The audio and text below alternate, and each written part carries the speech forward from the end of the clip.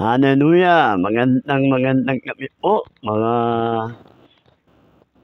kapwa kong mananampalataya kay Kristo Jesus.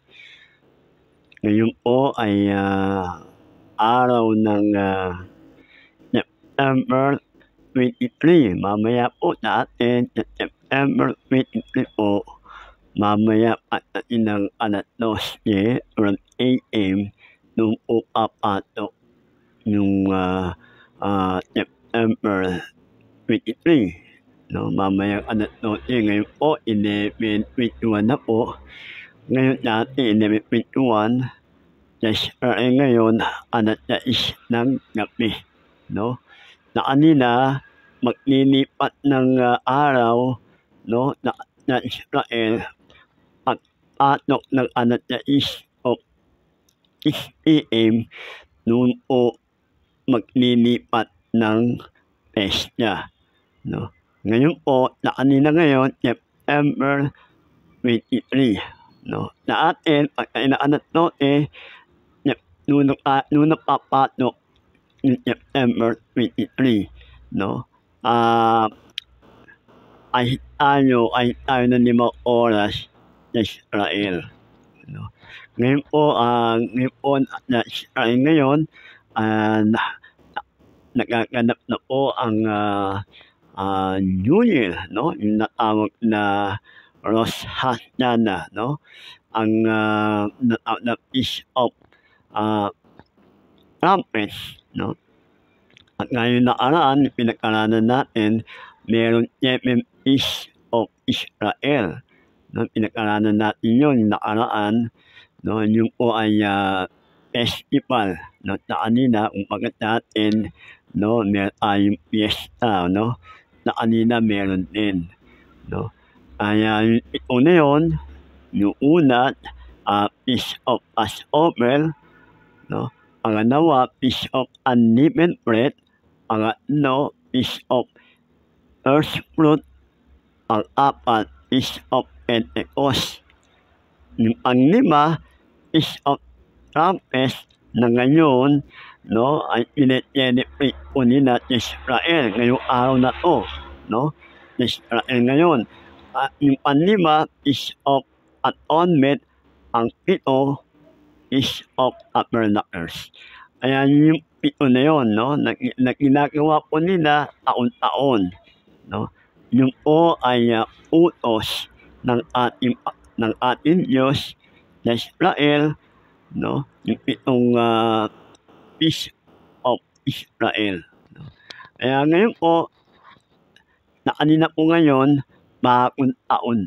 No? Kung bakit dati, ang bagong taon natin, January 1, na kanina po, ang bagong taon sa kanila, no? September 23. No? Ayan yun po yung i-celebrate po nila ngayon, Rosh Hashanah, no? New Year, bagong taon. Kaya nga po, yan po ay controversy itong Feast of Trumpets, dahil nga po na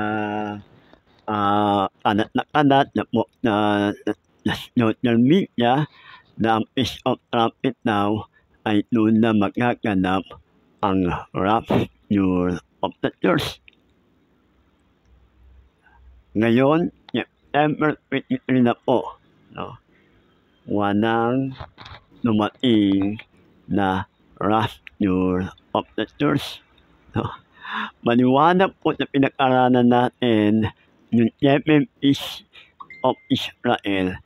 Yun po ay para ng mga Israel. No? Tandaan po natin, yung 7 Feast of Israel, hindi po na mga Gentiles yun, tayo mga Hintil. Hindi po para sa atin yun. Yun po ay para ng mga Israelita. No? Kaya ho, ang Feast of Trumpets, no, yun po, celebrate po nila ngayon, no? At ngayon po, nakakaroon na po ng celebration, at ngayon po ay iihipan nila, no?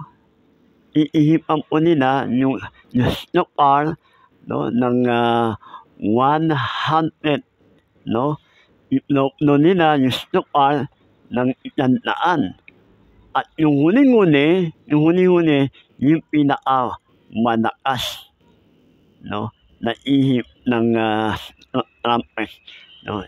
Kaya ngayon po makikita natin tayo ngayon, 'no, punong-puno ng, tao, 'no, sa Israel ngayon. Kaya po, saan po nanggaling, 'no, mga kapatid, 'no? Makikita natin 'yan, nagsimula 'yan mga kapatid doon sa Leviticus chapter 23, basahin ko na po ulit. Sinabi pa ni Yahweh kay Moses, sabihin mo sa mga Israelita ng unang araw ng ikapitong buwan ay araw ng pamamahinga o dapat araw ng inyong banal na pagtitipon. Kaya ngayon pagtitipon, 'no, nakaroon na po sila ng gathering sa Israel ngayon noon po na naawat na winning wars ng Israel, 'no. Nalungkot sila ngayon, 'no, at natanggap ito, ipapaalam ito sa pamamagitan ng tunog ng mga propeta. Sa araw na iyon, huwag kayong magtatrabaho, kayo'y magdadala kay Yahweh ng pagkaing handog, 'no. Kaya ngayon po, 'no, New Year po ngayon sa Israel. Kaya po mga kapatid, 'no, lalo na po sa mga Kristiyano na Israel ngayon o yung mga Hudyo na mga Kristiyano, Happy New Year sa inyong lahat, 'no. Happy Rosh Hashanah, 'no, mga kapatid. Kaya ngayon po, 'no, sinasabi po nila na magkakaroon ng, rapture of the church. Wala pong rapture na naganap sa oras na 'to, September 23, 'no, hanggang 24. Wala pong naganap na rapture na panahon na oras na 'to. Kaya po maliwanag po mga kapatid na ang Feast of Trumpets mangyayari na po 'yan, 'no, pagdating ng second event ng second coming ng ating Panginoon Jesucristo. Nakalagay 'yan, 'no, sa Matthew 24 verse 30 to 31. Yan po, 'no, dito po nakalagay, 'no, yung mangyayari yung Feast of Trumpet na ini-celebrate nila ngayon. Mangyayari po 'yan, 'no, pagdating ng second event ng second coming ni Jesus. Kaya second dahil dalawang klase ng pagpapalik ng ating Panginoon. Yung una, yung first event ng second coming ni Jesus, yung tinatawag na rapture of the church. Rapture of the church. Yung isa, second event ng second coming ni Jesus, yan po yung literal na papapa ni Jesus sa Israel. Natatapak na Mount of Olives, sa bundok ng Olivo, kung paano sa Acts chapter 1:11, kung paano umakyat si Jesus sa langit doon sa bundok ng Olivo at may mga dalawang anghel na lumitaw. Ang sabi ng mga anghel na mga disciple ni Jesus, titignan ninyo kung paano ito ay umakyat dito rin siya bababa, 'no, specific doon siya bababa, 'no. Yung prophecy, 'no, ng angel na second coming literal bababa ang ating Panginoon Jesucristo. At noon magaganap eksakto yung Feast of Trumpets. Kung paano po ang Feast of at yung una, Feast of ano yung una? namin ko kanina yung Feast of Tabernacle o yung Feast of Passover, sorry po, yung Feast of Passover ng eksakto nangyari yon sa panahon ng ating Panginoon Diyos nang siya ay namatay. Eksakto. Yung panahon na yon, no, nang siya ay pinao, ang mamatay, yun ay araw ng Paskwa o Passover. Pangalawa, no, Feast of Unleavened Bread. Pag sinabi mo Feast of Unleavened Bread, yan yung burial ng ating Panginoon, yung pagkalibing. Eksakto rin po yun. Nang siya ay inilibing, yun ay araw o oras ng unleavened bread na kanina. Pangatlo, yung Feast of First Fruit. No, eksakto rin. No, yun ay araw ng Feast of First Fruit. Kaya Jesus, no, yan yung na po yung namatay at muling nabuhay. Amen? Ang Feast of First Fruit, yan po ay resurrection ng ating Panginoon Hesus Kristo. Pang-apat, no, Feast of Pentecost. Ano yung Feast of Pentecost? No, matatandaan ninyo noon sa Acts, no, chapter 2, no, nang Jesus ay nabuhay siya, na-resurrect siya, at siya ay nanatili sa Israel ng 40 days. No?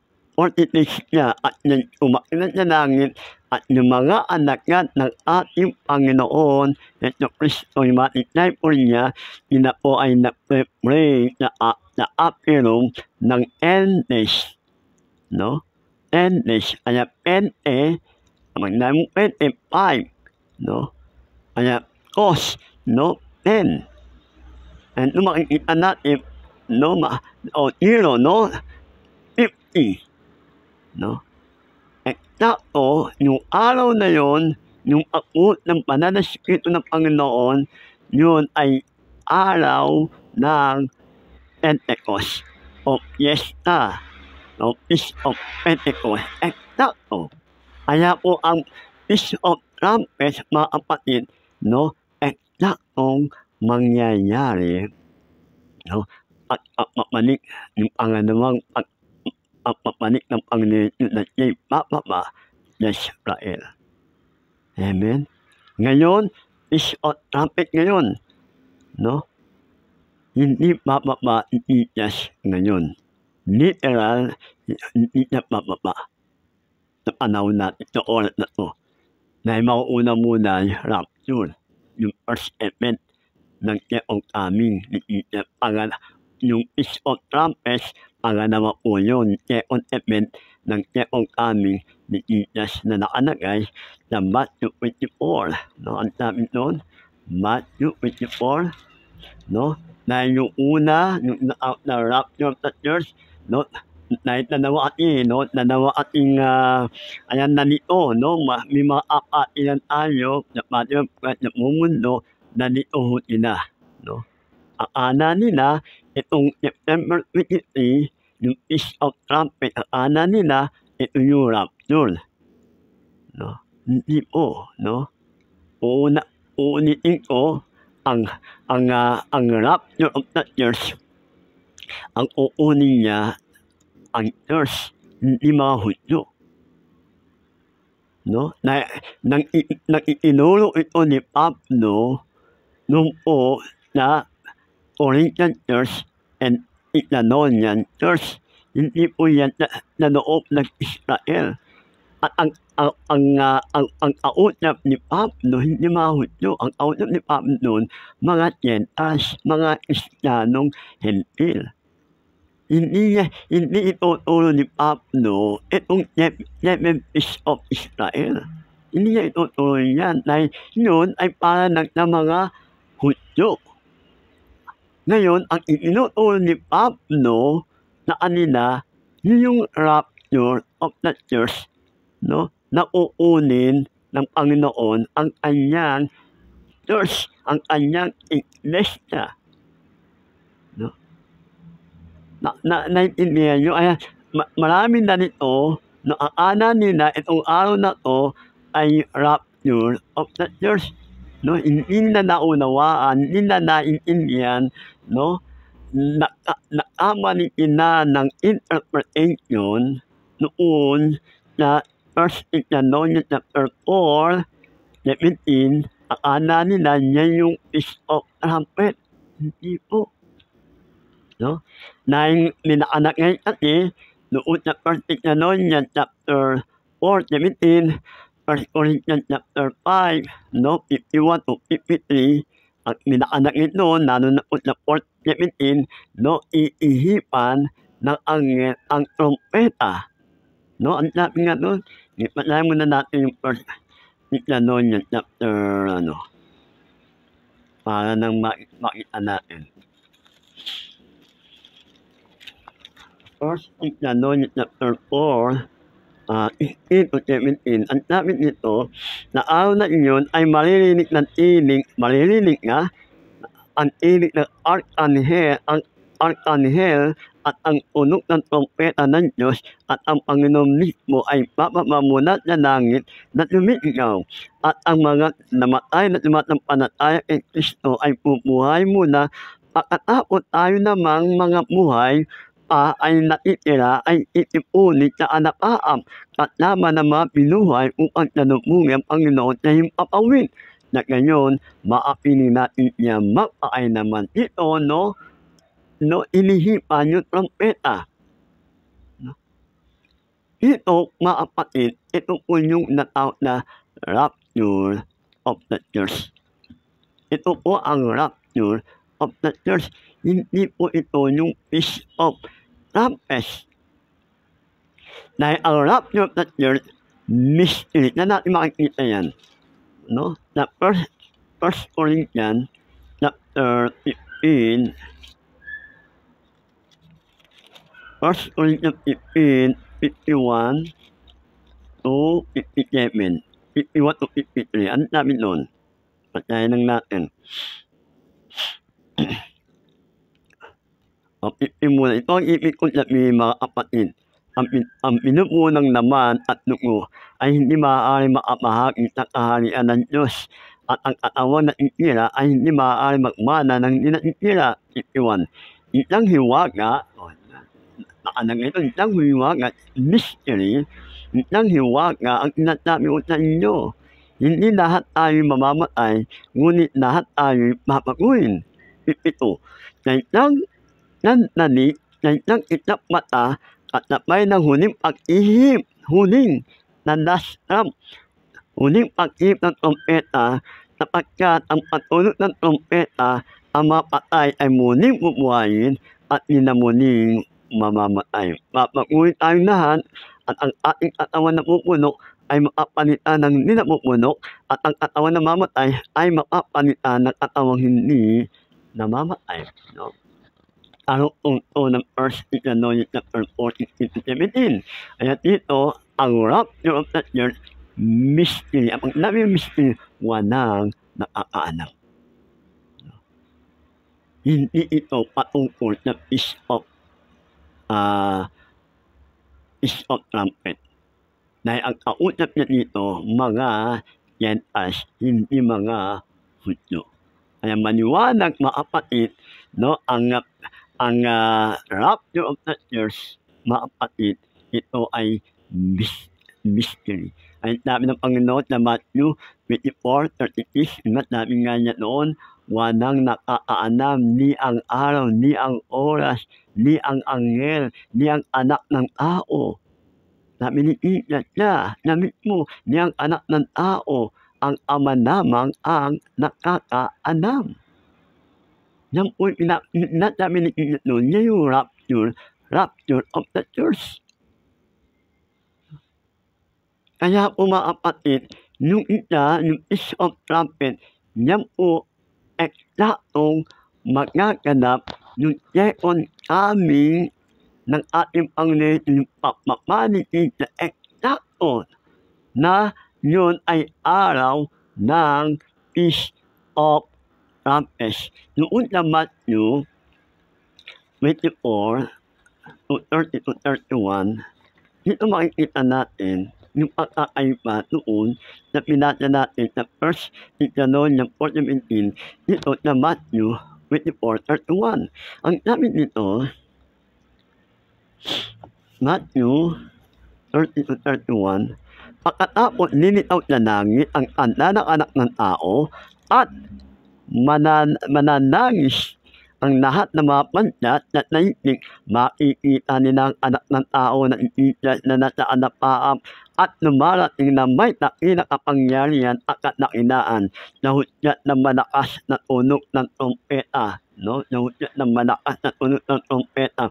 Tutukuin niya ang kanyang mga anghel na apat na tunog ng daigdig at iipunin nila ang mga hinirang muna sa lahat ng tao. Ito, mga kapatid, noon sa rapture, pag-ihip ng trompeta, no? Ang dami noon, maririnig. Maririnig. Ito, makikita. Magkaiba po yun. Magkaibang effect po yun, mga kapatid. No? Ito, yung sa rapture, maririnig. Sino makakarinig ng tunog ng trompeta? Sino makakarinig yun? Lahat pa ng tao na mumundo. No? Lahat pa ng tao, hindi. Ang makakarinig ng trompeta na patain ng rapture at yun, walang iba kundi ang mga mananampalataya ng ang kanyang church. No? Ang body of Christ. Ang bubuhayin ang mga patay na mga Kristyano, pangalawa tayo. Kaya nga patain ng rapture, maraming taong na magugulat, bakit nawala yung mga Kristyano? No? Dahil naman nila narinig, kita tayo nang wala. Itang itak mata. Dito, yung ito na Matthew 24:30-31, makikita daw niya. Makikita niya na mga tao na makikita muna sa anapaamit na may nanakina kapangyarihan. Sino makakita sa kanya? Lahat ng tao na buong mundo na naiwan sa rapture. Yan yung second event ng second coming ng Panginoon Diyos. At ang araw na yun, eksakto araw ng trompeta, Feast of Trumpets. Kaya yung Feast of Trumpets ngayon, no, mga kapatid, no, mangyayari yung second coming ni Jesus, no, noon sa pababa na araw ng Feast of Trumpets.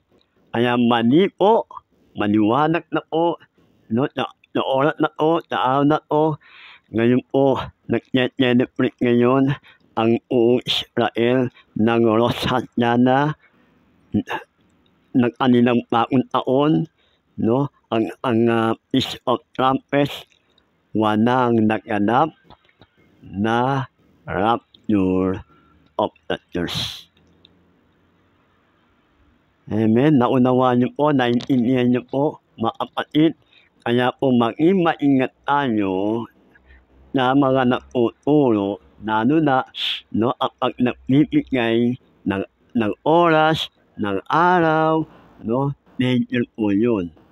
Kaya huwag tayo maniniwala, no, na mga nagtuturo na mga ano, at gaya ng nagtuturo ni Prophet Joshua, no? Kaya po maraming na-paranoid dahil sa sinabi niya, no? September 23-24 daw ay magra-rapture, no? Sinabi niya pa na kinausap niya ng Panginoon Diyos through vision, nabitaan niya ng Panginoon Diyos, ikukunin niya na ang kanyang church sa September 22-24.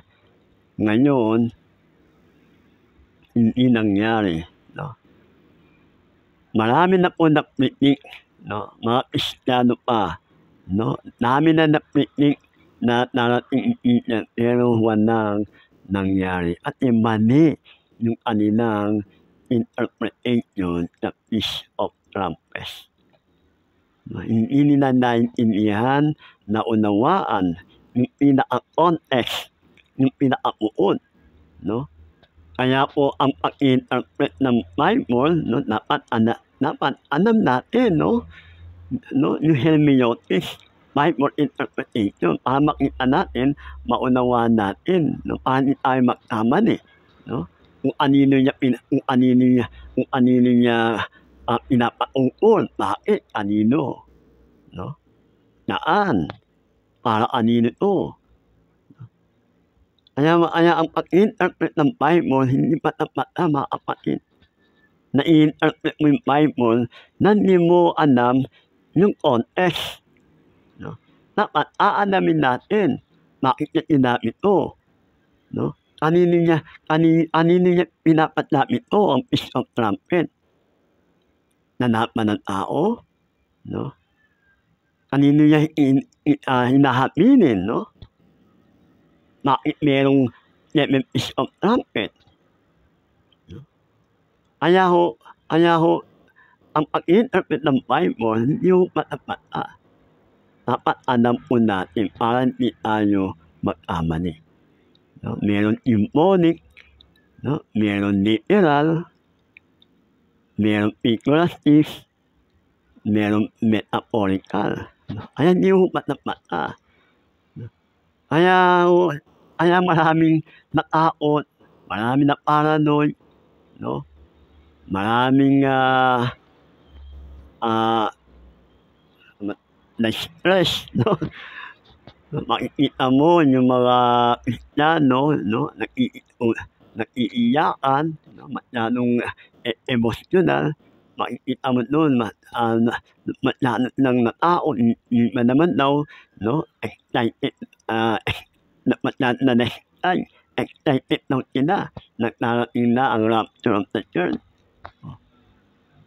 Ngayon, itong araw na to, September 23, no, Israel, nag-celebrate ngayon ng Feast of Trumpets, walang naganap na rapture of the church.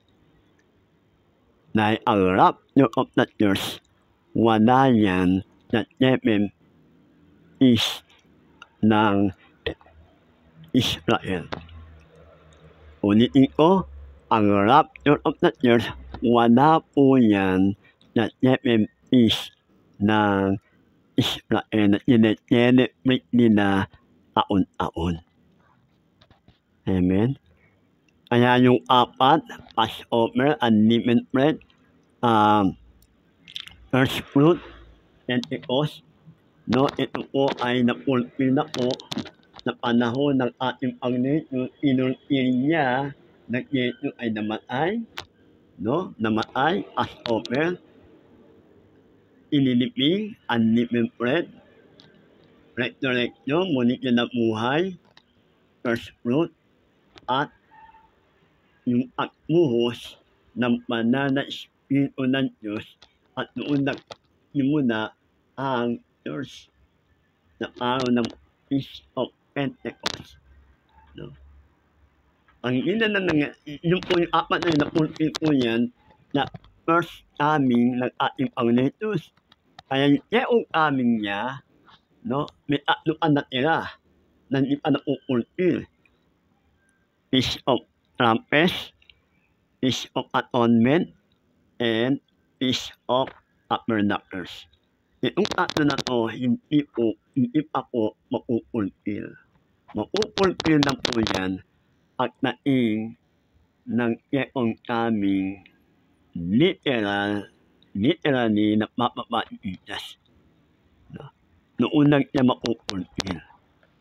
No? Pero mauuna muna ang rapture. No? Ay manito doon ha. Mauuna muna ang first event ng second coming ni Jesus, yung rapture. Yung second event ng second coming ni Jesus, yan po yung literal na papapa ni Jesus na Israel. Yung una, yung rapture, hindi na papapalang yata ang napaap. Nandunang yata na namungin nila tayo. Namungin tayo ni Jesus nung napaap. Kaya ang rapture of the church, anytime. No? Walang palatandaan, walang chance ang rapture of the church. Yung second event ng second coming ni Jesus, yun ay may mga palatandaan. No? May palatandaan. Kaya po mga kapatid, maliwanag na sikat ng araw, mga kapatid, ang Feast of Trumpets, yan po ay hindi rapture of the church. Maliwanag po mga kapatid, mapupulpil lang yan, mangyayari yung Feast of Trumpets, no? Na panganawang pagpapanik ng ating Panginoon Heso Kristo na anyang pagpapa sa Israel. No? Amen? Kaya po, Happy New Year, no? Na mga Israel, na mga Israelita, no? Kung may, alam po, may mga born again na mga Hudyo, Happy New Year sa inyo.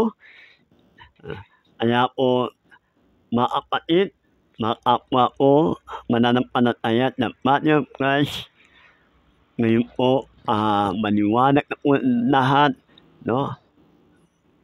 Makakatulog na po tayo na matiwatay, lalo na po yung mga natakot, yung mga nagkaalala, no? Yung mga na-stress, ayan, nagkaroon ng anxiety, dahil na nalaman nila, no? Na paranoid sila, dahil nalaman nila, no? September 20 magka-rapture na.